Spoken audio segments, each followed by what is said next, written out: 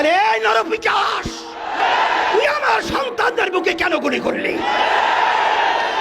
আবু সাইদের হাতে কোনো অস্ত্র নেই, ওর হাতে কোনো লাঠি নেই, ও একটা মেধাবী ছাত্র, ও কোনো সন্ত্রাসীর কোনো তালিকা ওর নামে নেই। সেখানে ঠান্ডা মাথায় ওর বুকের ভিতরে একটা নয় কয়েকটা গুলি করে পাখির মতো লুকিয়ে ফেলে হয়েছে। আর সেটা আমরা বসে বসে দেখব, আর সেটা আমরা সহ্য করব? এটা হতে পারে না, হতে দেওয়া যায় না। এর প্রতিবাদে রাস্তায় নামতে হবে। খুনিদের বিচার বাংলার জমিনে করতেই হবে। আজকে এই প্রতিবাদ এবং এই বিক্ষোভের পূর্বে এই সমাবেশে বক্তৃতা দেওয়ার মতো কিছু নেই। বক্তৃতা আমরা সবাই জানি কোন উদ্দেশ্যে আমরা এখানে এসেছি। তবে আজকে ইসলামী আন্দোলন বাংলাদেশ প্রতিষ্ঠিত হয়েছে, তার লক্ষ্য উদ্দেশ্য হলো অন্যায় প্রতিবাদ, ন্যায়ের পক্ষে।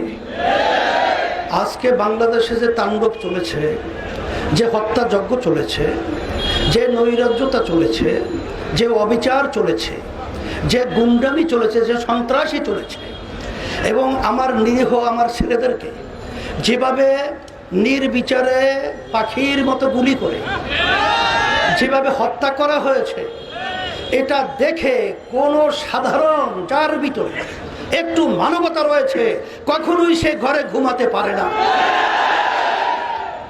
তারই অংশ হিসেবে আজকে আমরা রাজপথে এসেছি।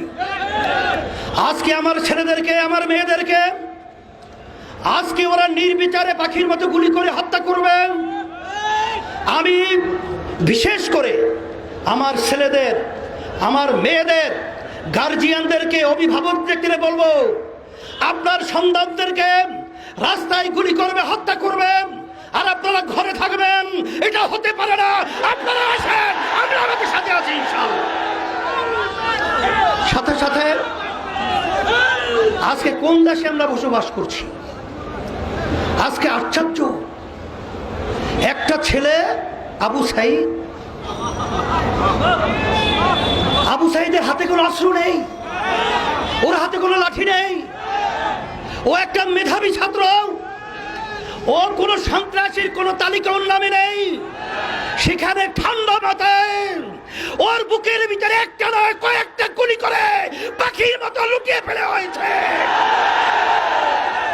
আর সেটা আমরা বসে বসে দেখব, আর সেটা আমরা সহ্য করব?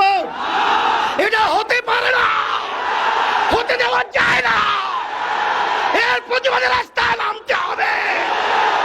খুনিদের বিচার বাংলার জমিনে করতেই হবে।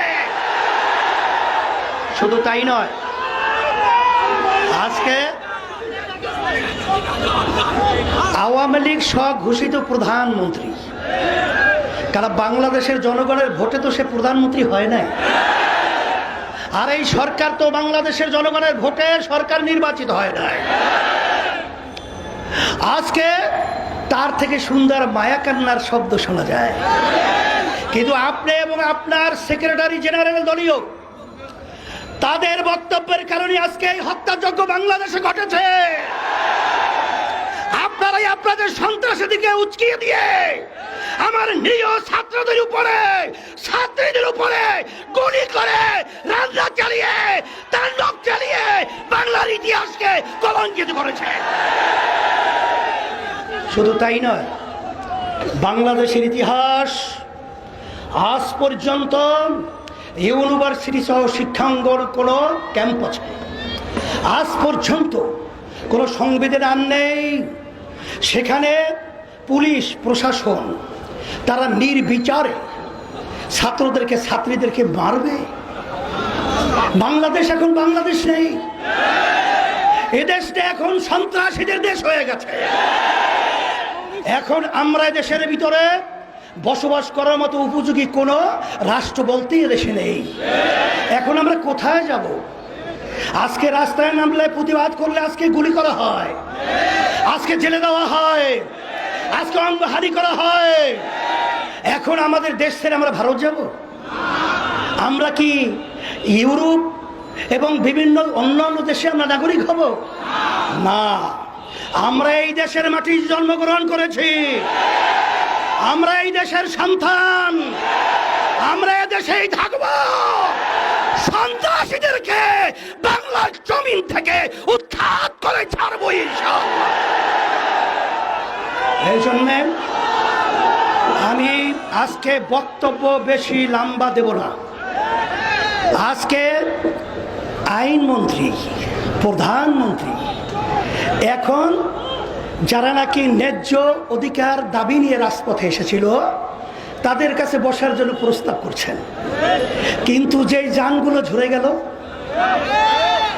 যেই মায়ের কোল খালি হলো, যেই সন্তান আজকে মা এতিম হলো, আজকে মা সন্তান হারা হলো, সেই সন্তানদের কি বিচার হবে? তাদেরকে কিভাবে ফেরত দেওয়া হবে?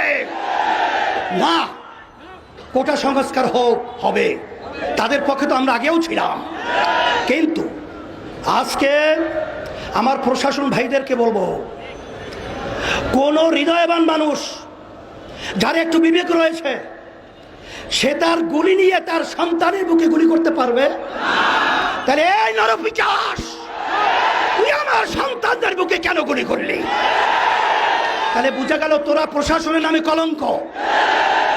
আর তোমরা প্রশাসন কি আওয়ামী লীগের লালিত পালিত ক্যাডার গুন্ডা না বাংলাদেশের প্রজাতন্ত্রের কর্মচারী? কিন্তু তোমাদের কার্যক্রমের মাধ্যমে আজকে প্রজাতন্ত্রের কর্মচারী প্রমাণিত হয় নাই। তাই আমরা সবাই সকলকে আহ্বান করব, আসেন আজকে বুদ্ধিজীবী, শিক্ষাজীবী, রাজনৈতিক যত পেশার নেশার যারা আমরা বাংলাদেশে বসবাস করি, আমরা এই অন্যায়ের বিরুদ্ধে, এই অন্যায়ের হত্যার প্রতিবাদে, এই জালিমদের বিরুদ্ধে একসঙ্গে যদি ঝাঁপিয়ে পড়ি, ওরা বাংলার জমিনে থাকার সুযোগ পাবে না ইনশাআল্লাহ। এই আহ্বান আমি সকলকে করছি, আসেন। আর বসে থাকলে আমাদের পায়ের নিচে মাটি থাকবে না, এদেশে আমাদের জানমাল ইজ্জতের নিরাপত্তা থাকবে না, আমাদের স্বাধীনতা থাকবে না। তাই আমাদের স্বাধীন দেশে আমাদের স্বাধীনতা নিশ্চয়তা করার জন্যই রাজপথে নামার জন্য সকলকে আহ্বান জানাচ্ছি। সাথে সাথে আগামী দিন আলহামদুলিল্লাহ আজকে সারা দেশে আমাদের জেলা মহানগরে এর প্রতিবাদ বিক্ষোভ হচ্ছে। আগামী দিন জুমার পরে যারা নাকি আজকে ন্যায়ের পক্ষে জীবন দিয়েছে, অন্যায়ভাবে যাদেরকে হত্যা করা হয়েছে, তাদের রুহের মাগফিরাতের জন্য দোয়া হবে এবং সাথে সাথে সকলকে নিয়ে বিক্ষোভ প্রতিবাদ মিছিল হবে। এবং আগামী দিন যুব সমাবেশ হবে এখানে, আল্লাহ কবুল করে বিকালে। এর প্রতিবাদে আমি সকলকে আহ্বান জানিয়ে সকল কাছে দোয়া চেয়ে দোয়া করে আলোচনা শেষ করছি। আল্লাহ